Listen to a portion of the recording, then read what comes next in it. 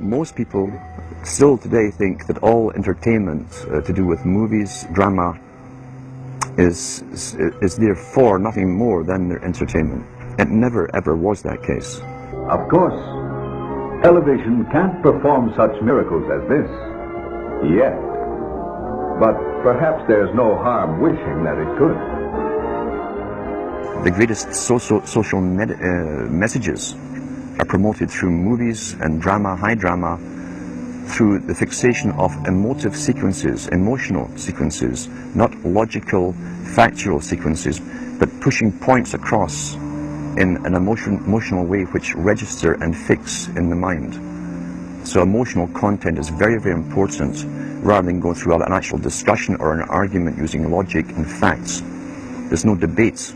And when you're being downloaded through fiction, your guard is down, the sensor part of your brain is not in action. It isn't saying, yes, I agree with this, I disagree with that, as you would in a debate or a lecture.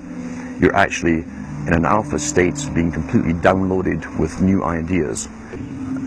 About 100 years ago, this big organization with many branches, they wanted to rule the world basically using Britain as a nucleus of a system, an embryo, which also was going to be joined with the US under the Anglo-American establishment, wrote about the kind of culture and the changes of culture over a 100-year period that they would actually design, implement and bring in.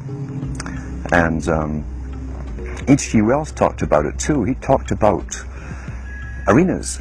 And he says arenas could be put up across the world for sports, for instance. Now at that time, sports was something that children, school children were into. Adults became adults and got onto adult things.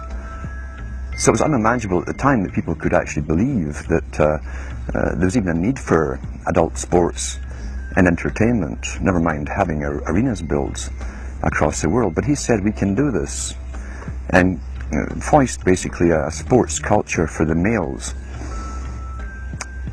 using a tribal system.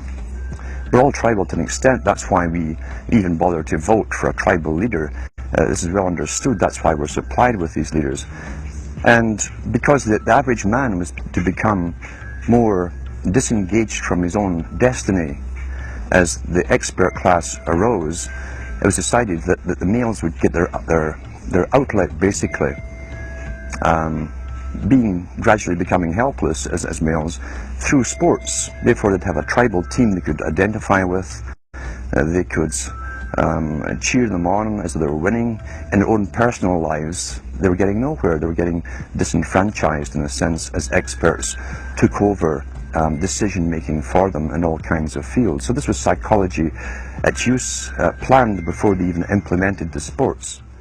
That's why they pay athletes these fantastic salaries. I was listening to the radio the other day. They just contracted to pay one player on one team $6 million a year. Can you believe this? And why is that? It's the Roman circus. What does the emperor do when the people become restive, and when the people are asking questions, and when the people don't like the policies of the emperor? He sends them to the circus. He creates a circus. He builds a giant coliseum. And he begins to throw the Christians to the lions. And he has great chariot races and football games and basketball games, all to keep the idiots preoccupied with things that don't mean anything in the scheme of the entire world, so that they don't have the time to learn what the truth is, so they don't ever get smart enough to learn how they're being manipulated, so they don't ever question the emperor. That's why they pay a player on a football team or a baseball team $1 million or $2 million or $3 million a year. It is the Roman circus. I know men who don't know anything in the world except who plays third base for the Mets, and they think that's a great accomplishment. And they meet and pat each other on the back and bond and go have cocktails and talk about what this guy that plays third base for the Mets did in last night's game. It's sad. It's really sad.